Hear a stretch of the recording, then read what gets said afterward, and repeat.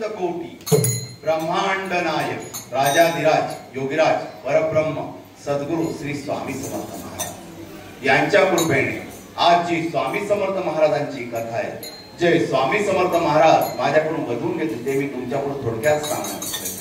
सद्गुरु श्री स्वामी समर्थ महाराज की जय. अनंत कोटी ब्रह्मांड नायक राजाधिराज योगीराज परब्रह्म सद्गुरु श्री स्वामी समर्थ महाराज यांची लीला ही अक्कलकोट मध्ये अनंत रूपेने चालू होते. महाराज प्रत्येक भक्तावर कृपा करत होते. महाराज काय भक्तांच्या परीक्षा सुद्धा बघत होते आणि त्यातच आपले सोळप्पा महाराजांनी अक्कलकोटला जेवढ्या सोळप्पा महाराजांच्या परीक्षा बघितल्या तेवढ्या कोणाच्याच बघितल्या नाही.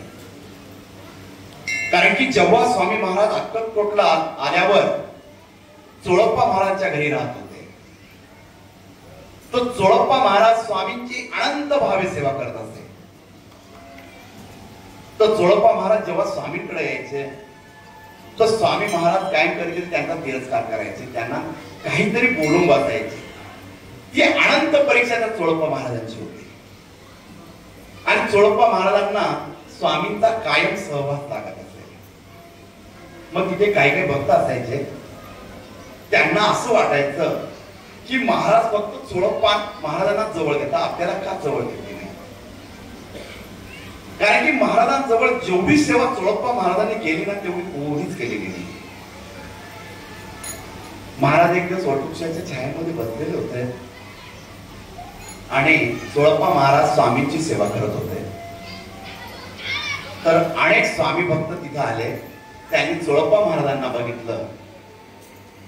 सोळप्पा महाराजांना बघितल्यावर त्यांच्या मनामध्ये असा द्वेष निर्माण झाला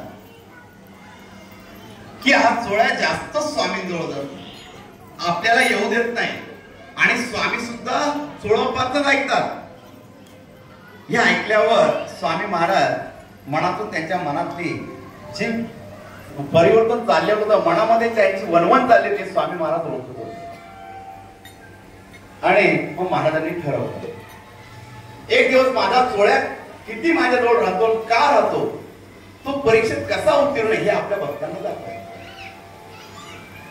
आणि इकडे पुण्यामध्ये बापूराव जाधव एक वकील होते पेशाने. त्यांची 4 संतान होती आणि ती मरण पावलेली. म्हणून हे वकील बापू खूप दुःखी असायचे. त्यांना मार्ग सापडत नव्हता. वकिली करायचे, कोर्टामध्ये गेल्यावर काय बोलावं सुचत नव्हतं. मुलांचं दुःख त्यांच्या मनामध्ये जाणवत होतं. प्रत्येक स्वामी भक्त कधी कधी त्यांना बघायचे आणि त्यांना म्हणायचे, दादू साहेब काय झालं, कायम चेहरा उठलेला असतो, पण मुलाचं दुःख काय हे त्यांना जाणवत होतं. त्यांची पत्नी सुद्धा दुःखामध्ये डुबलेली होती. एक दिवस ती पुण्यामध्ये बाजारात जात असताना एक स्वामी भक्त भेटले. त्यांनी सांगितलं, ताई मी तुम्हाला रोज या बाजारामध्ये बघते, तुमच्या चेहऱ्यावरचं दुःख मी जाणते, तुम्हाला काय दुःख आहे ते मला माहिती आहे, पण तुम्ही एक काम करा, आपल्या पुण्यामध्ये स्वामींची सेवा चालते, तर तुम्ही स्वामींची सेवा करा. त्या ताईने ऐकलं आणि जिथे स्वामींची सेवा चालायची त्या ठिकाणी त्या जाऊन आल्या. तिथे एक महंत होते, त्यांना त्या भेटल्या. तेव्हा त्या महंतांनी सांगितलं, तुम्ही एकदा अक्कलकोटला जा, स्वामी महाराज तुम्हाला नक्की दर्शन देतील. तुमचं दुःख दूर करणारा तो ब्रह्मांड नायक अक्कलकोटला बसलेला आहे. ती बोलली, मला एवढे दुःख देवाने दिलेले, मी का त्याच्या दरबारी जाऊ. त्यांची इच्छा असेल तर त्यांनी माझ्यापर्यंत यावं, पण मी जाणार नाही, पण मी सेवेला इथं तुमच्या जवळ येणार. मग ती अनन्य भावे स्वामींची सेवा तिथेच करू लागली. स्वामींची सेवा ती इतकी करू लागली की ती जर स्वामींची सेवा कधी करत असेल, जर तिला कोणी स्वामींच्या सेवेमध्ये व्यत्यय दिला असेल तर तिला त्याचा त्रास होत असेल. इतकी स्वामींपासून ती एकरूप होऊन गेलेली होती. तुझी स्वामींची सेवा चालू होती. स्वामी महाराज चोळप्पा महाराजांना घेऊन बसलेले होते.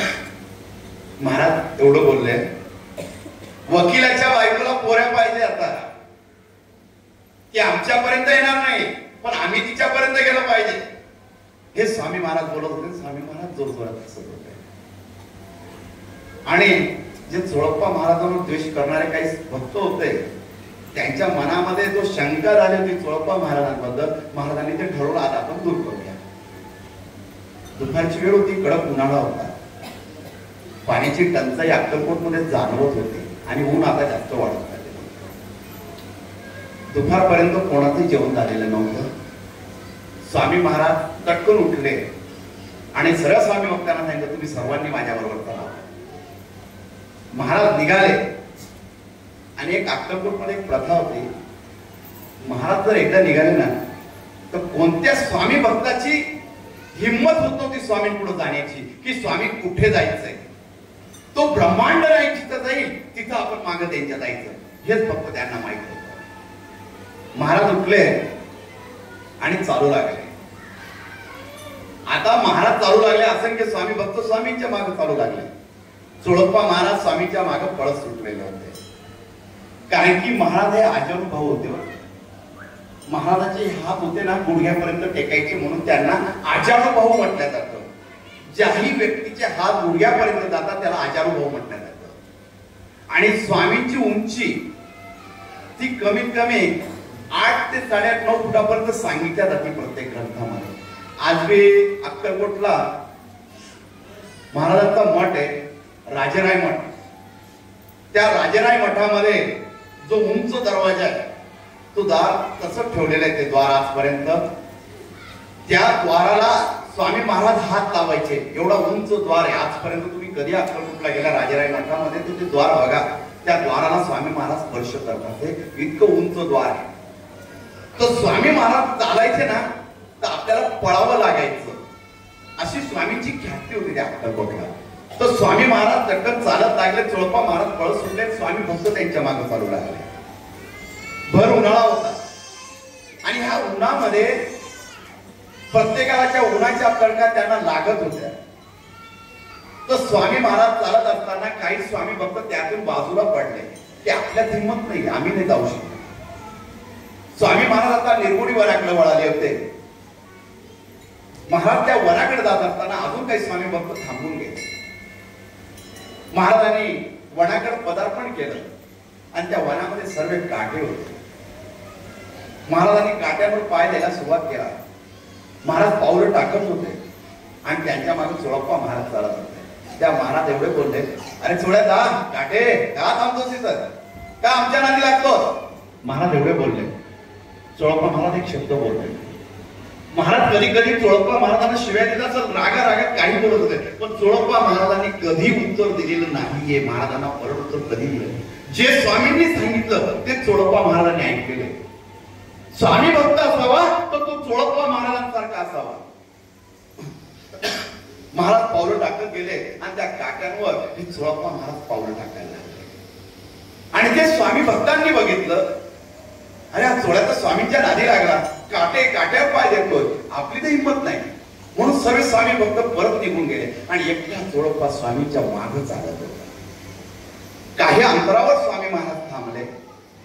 त्यांनी मागे वळून पाहिलं, आपला चोळ्या आपल्या बरोबर आहे. महाराज बोलले, अरे चोळ्या पायात काटे गेले असते. पण स्वामींचा चमत्कार बघा, चोळप्पा महाराज काट्यावर पाय देत होते, त्याचं गुलाबाचं फुल. ही स्वामींची परीक्षा होती आणि चोळप्पा महाराज त्यात उत्तीर्ण झालेले होते. हे महाराजांनी आपल्या भक्ताला काट्यावर सुद्धा चालू दिलेलं नव्हतं, त्यांनी फुलावर चालू दिलं होतं. एवढी काळजी चोळप्पा महाराजांची स्वामींनी घेतली होती. ते परीक्षेत उत्तीर्ण झालेले होते. तेव्हा तिथं द्वेष करणाऱ्या स्वामी भक्तांना समजून चुकले होते की चोळप्पा सारखा स्वामी भक्त कोणी नाही. तेव्हा त्यांना त्यांची चूक समजली. कारण स्वामी भक्त कसा असावा हे चोळप्पाकडे पाहून कधी कधी दिसतं. आणि आपण म्हणतो ना, सुंदराबाई स्वामींवर अधिकार गाजवायची, तिचं पूर्ण पुण्य, मागच्या जन्मातलं पुण्य असं होतं का महाराजांवर ती अधिकार गाजवायची. स्वामींना कधीच ती अशी प्रेमाने बोलायची नाही. ती असं बोलायची, स्वामी किती वेळ जाता, खावा की आता ह्या भाषेत बोलायची, रागात बोलायची, वेळ झाल्यावर रागवायची, जसं लहान बाळाला रागवायची तशी सुंदराबाई त्या ठिकाणी स्वामींना रागवायची. का? तिचं पूर्व पुण्य चांगलं होतं. माणूस जर मागच्या जन्मामध्ये चांगले पुण्य असले ना त्याला पुढच्या जन्मामध्ये त्याचा फायदा होतो. एक साधू होते आणि त्यांच्या शिष्याला घेऊन चाललेले होते. शिष्याला घेऊन जात असताना एक मछवारा होता, त्याने जाळं टाकलं आणि काही मासे पकडले आणि ते मासे असे तडकू लागले. त्या शिष्याला वाईट वाटलं. त्याचे गुरु पुढे जाऊ लागले आणि तो थांबला. जरा तो तापट स्वभावाचा होता. तो त्या मछवाऱ्याला एवढा बोलला, अरे तुला काही लाज वाटते का? त्या माशांचा जीव घेतो, अरे ते किती तडपतात. तो मछवारा रागाच्या भरात बोलला, चालली थांबू नको तिथं. तो दोघांमध्ये वाद निर्माण झाला. त्या ठिकाणी त्या दोघांमध्ये इतका वाद निर्माण झाला की गुरु परत आले आणि शिष्याचा हात पकडला आणि एकच सांगितलं की राजाच्या नगरीमध्ये गुरुंना दंड देण्याचा अधिकार नाही, तू शांत बस. शिष्याचा हात धरून गुरु निघून गेले. प्रवास सुरू होता. शिष्याचं शिक्षण चालू होतं. अनेक वर्ष लोटल्या गेले आणि परत त्या नदीच्या तीरावरून हे गुरु आणि ते शिष्य चालत होते. तर तिथे एक साप मरून पडले. म्हणजे त्या सापामध्ये काहीतरी जीव होता. त्याला सगळ्या मुंग्या लागल्या, त्या लहान मुंग्या, आणि त्या मुंग्या त्या सापाला दंश करत होत्या आणि तो साप त्याच्यामध्ये तडपत होता. शेवटचे क्षण मोजत होते. तर हा शिष्य त्या ठिकाणी गेला आणि त्या सापाला उचलू लागला, त्या मुंग्या बाजूला करू लागला. तेवढा गुरुने त्याचा हात धरला आणि सांगितलं, तू त्याला स्पर्श करू नको, त्याच्या कर्माचे भूक त्याला फेडू दे. त्या गुरुंना तो बोलू लागला, नाही, मला त्याला होणारा त्रास मला बरोबर नाही. त्यावेळेस गुरु सांगू लागले, ज्या वेळेस तू चालला होता, ज्या मछवाऱ्याला तू सांगितलं होतं तेवढे मासे पकडू नको, त्यांना तडपू नको, तो आता सापाच्या योनीमध्ये आलेला आहे. त्याला त्या मुंग्या, त्या माशाच्या रूपात त्या मुंग्या त्याला आता पाहतो. हे कर्म आहे, हे कर्म फेडावंच लागणार आहे. तुम्ही आज करणार पण पुढच्या जन्मात ते फेडावंच लागणार. कधी कधी मी प्रत्येक स्वामी भक्तांना सांगत असतो, घरी नॉनव्हेज करू नये. पण का करू नये? कारण काही काहीचा आवडता पदार्थ असल्यामुळे आपण त्याच्यावर जास्त जोर देऊ शकत नाही का सोडाच करू. तुम्ही खा पण बाहेर, पण घरामध्ये नॉनव्हेज कधीच केलं नाही पाहिजे. कारण की माणसाचा जन्म हा 84 योनीमधून होत असतो. 84 योनीमधून त्याला जावं लागतं. जर एखादी व्यक्ती जर मृत पावले तर त्याला स्मशानभूमीमध्ये नेल्या जातं. स्मशानभूमीमध्ये नेताना तुम्ही एक लक्षात घ्या, की मृत व्यक्तीला तूप लावल्या जातं, त्याला आंघोळ घातल्या जाते आणि आंघोळ घातल्यावर आपण ते पटकन हात साबणाने धुवून घेतो आणि ती मृत व्यक्तीला स्मशानात नेल्यावर आपण तिथून आल्यावर पटकन आंघोळ करतो. का? आपण काय म्हणतो, त्या व्यक्तीला हात आणल्यानंतर काय त्रास नको आपल्याला, आपण किती हातच चोळत असतो. का? ती स्मशानात नेलेली मृत व्यक्ती असते.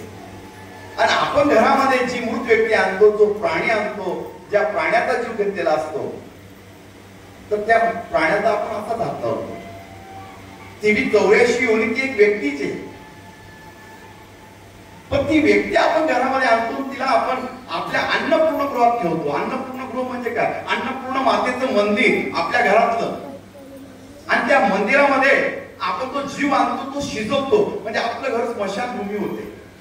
हे लक्षात घ्या. का आपल्या घरामध्ये जे वातावरण होतं ते स्मशानभूमी सारखं होतं. ज्या घरामध्ये रोज नॉनव्हेज केला जातो तिथला वास, त्या घराचा वास वेगळाच येतो. कारण तिथं अनेक जीवांचा जीव जायला असतो आणि तिथं स्मशानभूमी सारखं केलेलं असतं, त्या घरामध्ये शिजवलेलं असतं. मग ती व्यक्ती तडपत असते त्या ठिकाणी. मारणाऱ्याला दोष नसतो, खाणाऱ्याला दोष असतो. का? मारणारा कधीच स्वतःहून कापत नाही, त्या समोरच्या व्यक्तीला खायचं असतं म्हणून तो मारत असतो, म्हणून त्याचा दोष सुद्धा खाणाऱ्याला लागतो. म्हणून ज्या घरामध्ये नॉनव्हेज होतो त्या घरामध्ये कटकटी जास्त होतात. त्या घरातल्या व्यक्ती कधीच स्वस्त बसत नाही, कायमस्वरूपी त्यांना अडचण येत असतात. हे नॉनव्हेज म्हणतात. ह्या गोष्टी समजून घेतल्या पाहिजे. हा कर्माचा फेरा आहे. तसा हा सुंदराबाईच्या कर्माचा फेरा होता, म्हणून ती स्वामींवर उभा करत असते.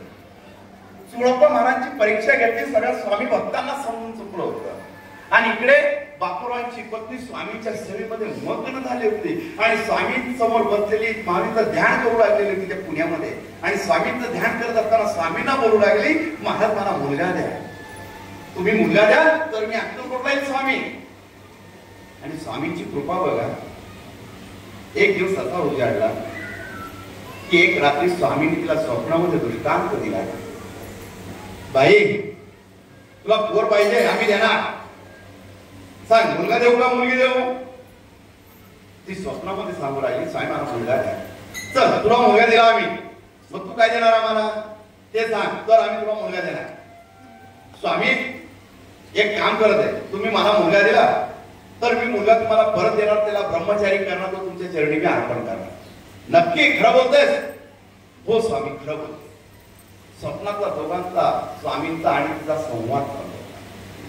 सकाळ झाली आणि स्वप्नाचा दृष्टांत तिला आठवू लागला. स्वप्नाचा दृष्टांत आठवू लागला, मनामध्ये दुःख होऊ लागलं, कधी स्वामींना मुलगा कबूल केला, त्याला ब्रह्मचारी करणार, त्याचं दुःख तिला वाटू लागलं. आता स्वामींची कृपा झालेली हे तिला समजून चुकलेलं होतं आणि तिला काही दिवस राहिले आणि तिला त्रास जाणवू लागला. तेव्हा ती त्या मंदिरामध्ये गेली आणि तिथं स्वामींना सांगू लागले, स्वामी तुम्ही मला मुलगा दिलेला आहे, त्याचं पालन पोषण हे तुम्हाला करावं लागलं आहे, मला काही त्रास झाला तर याद राखा स्वामी महाराज. या शब्दात ती बोलत होती स्वामींची. एवढा हक्क स्वामींना जाणवत होती त्या ठिकाणी. जेव्हा ती स्वामींना असं बोलत होती त्या दिवशी रात्री स्वामी महाराज दृष्टांत देत आहे, तू काळजी करू नकोस, तुझ्या घरी सुखरूप बाळ जन्माला येणार, मी त्याच्या सोबत असणार, त्याची तू काळजी करू नकोस, मी तुझ्या सोबत असणार आहे. स्वामींचा दृष्टांत ऐकून आनंद झाला. महाराज माझ्या स्वप्नात येतात, दृष्टांत देतात, महाराज बोलतात तसं होतंय. आणि तो दृष्टांत तिला झाल्यावर तिला आता आनंद वाटू लागला, माझ्या घरी सुखरूप बाळ जन्माला येणार. आणि 3 दिवसावर ती बाळांची होणार, पण त्या दिवशी तिला अत्यंत वेदना होऊ लागल्या. तिला इतका त्रास होऊ लागला की असं वाटू लागलं की जन्मापेक्षा मरण आलेलं बरं, हा त्रास आता मला सहन होत नाही. आणि दुपारच्या वेळेत एक साधू व्यक्ती तिच्या घराजवळ येते आणि भिक्षा मागते, तिला भस्म उदी देऊन सगळे निघून जाते. हा स्वामींचा चमत्कार तिच्या घराकडून. बापूरावांनी ती बुद्धी घेतली आणि तिच्या पोटाशी लावली आणि तिला थोडं बरं वाटू लागलं. आणि 2 दिवसांनी ती बाळांतीन झाली, तिला मुलगा झाला. तिला मुलगा झाला. स्वामी महाराज अक्कलकोट मध्ये बसलेले होते. अरे सोड्या, बापूला मुलगा झाला, आता तो आमच्याकडे येणार, या अक्कलकोट मध्ये राहणार, आम्ही त्या बाळाला खेळवणार, पण आई दिल का रे? महाराज एवढे शब्द बोलत. आता सोळप्पा महाराजांना माहिती होतं की स्वामी महाराज काय बोलतील, काय चमत्कार करतील, हे सोळप्पा महाराजांना माहिती होतं. पण ही लीला काय, या लीलेचा अर्थ काय, हे त्यांना माहित नव्हतं. आता 1 महिना झाला, 1.25 महिना झाला, ती स्वामींकडे जायलाच तयार नव्हती. बापूराव बोलले तिचे पती, अगं तुला दृष्टांत झालेला आहे, मग ते बाळा घेऊन तू स्वामींकडे जा. नाही मी नाही जाऊ शकत. आणि त्या लहान बाळाला घेतला, एक छातीशी लावलं, माझ्या बाळाला मी सोडू शकत नाही.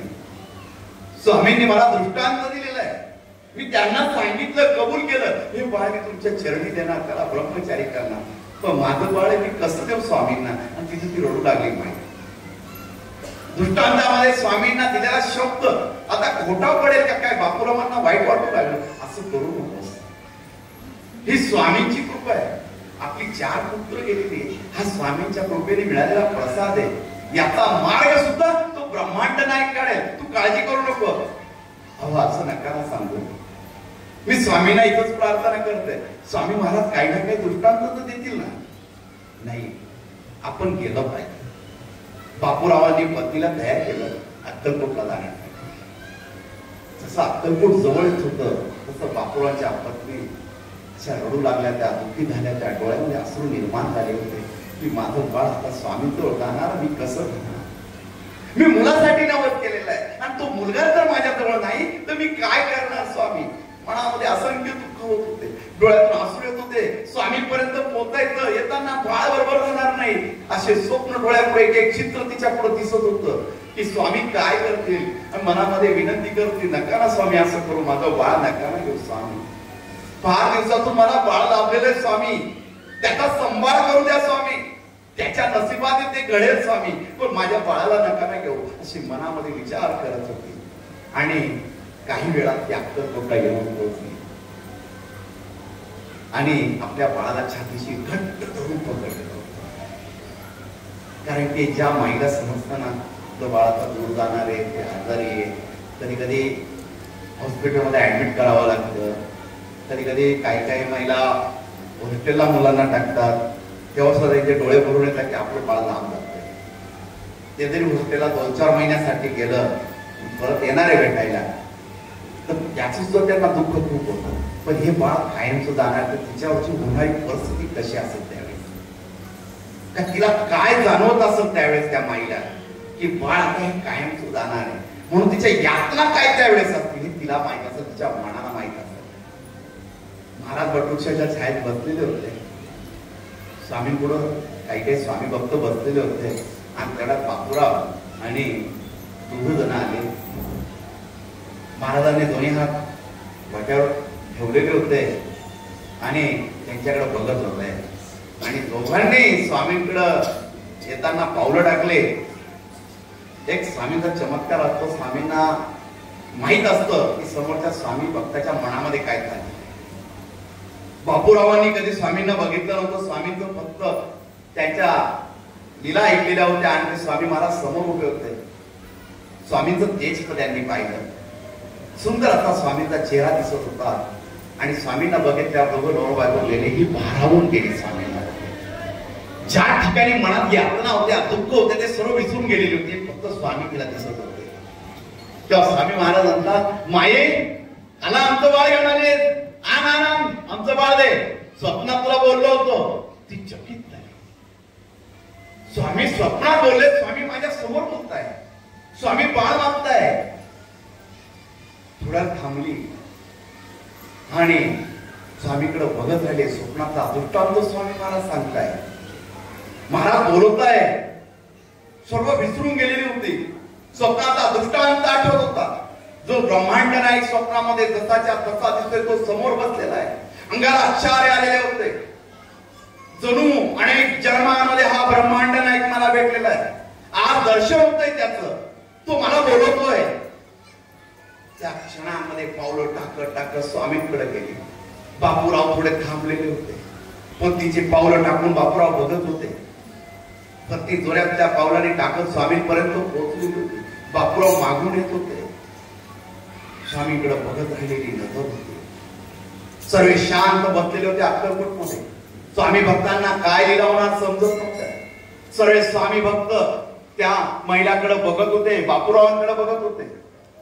ती आली, आपलं बाळ घेतलं आणि काय मनामध्ये होते तिला समजत नव्हतं. तिने बाळ घेतलं, स्वामींच्या चरणी ठेवलं, स्वामींना सांगू लागली, स्वामी महाराज तुमचं बाळ घ्या, स्वप्नाचा दृष्टांत मी पूर्ण करते स्वामी महाराज, याला ब्रह्मचारी बनवा स्वामी महाराज, तुम्ही मला बाळ दिलं स्वामी महाराज, माझी ओटी भरली स्वामी महाराज, आज ती मी पूर्ण करत आहे. स्वामींच्या चरणांशी बाळ ठेवलं.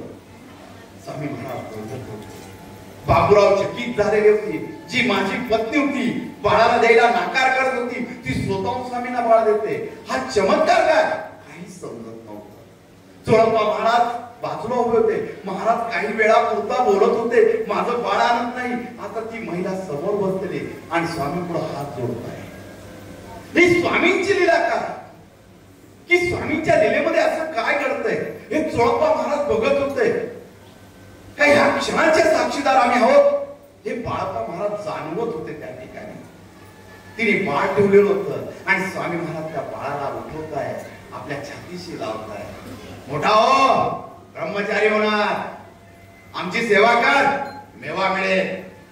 ह्या अक्कलकोट नगरीत तू आलेला आहेस, तुला काहीच कमी पडणार नाही. जेव्हा स्वामींनी छातीशी लावलं, त्या महिलाचे डोळे उघडले, ती रडू लागली, स्वामी माझं बाळ द्या, त्याला घेऊ नका स्वामी, तुमच्या जवळ ठेवू नका स्वामी, मला माझं बाळ हवंय. पानामध्ये बापूराव जवळ आले. अगं तू स्वामींना बाळ दिले, परत मागतेस, मला नाही माहिती, मी माझ्या बाळाशिवाय नाही राहू शकत. अरे तुम्ही आम्हाला बाळ दिलं, आम्ही दृष्टांत दिला होता, हे बाळ आमचं आहे, आम्ही परत घेणार. नका ना स्वामी असं करू, एक माईपासून त्याचं बाळ बाजूला करू नका. स्वामींना विनंती करत होते, पण स्वामींची लीला काय हे स्वामी भक्तांना काय माहिती. ती रडत होती, स्वामीकडे दयावया करत होती, माझं बाळ मला स्वामी परत द्या. स्वामींनी छातीशी घट्ट धरून ठेवलेलं बाळ, इकडे त्याची आई रडते आणि बाळ हसतंय, रडत नाहीये. बापराव बघताय, अगं का रडते, आपलं बाळ स्वामीजवळ हसतंय, त्याच्या चेहऱ्यावर हसू पाहून तर थांब. मायाशी पदर ठेवून स्वामींजवळ बसलेली ती अश्रू गळत होते.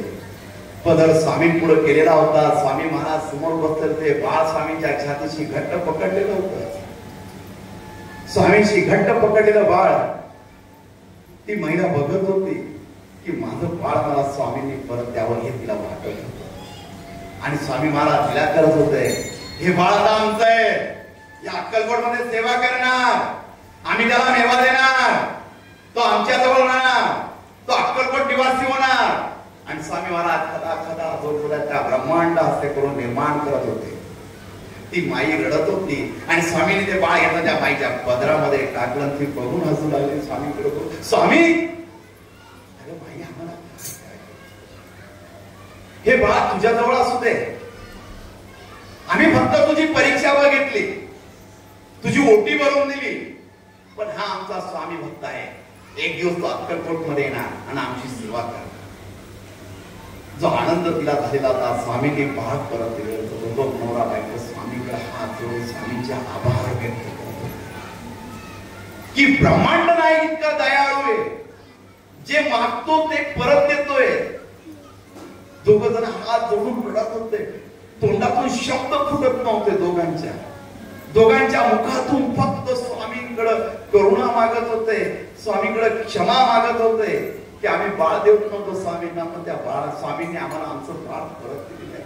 धन्यवाद करत होते स्वामींना, कोटी कोटी धन्यवाद स्वामी महाराज की तुम्ही आमचं बाळ आम्हाला परत दिलं. स्वामींनी दोघांना जवळ घेतलं आणि एकच आशीर्वाद दिला,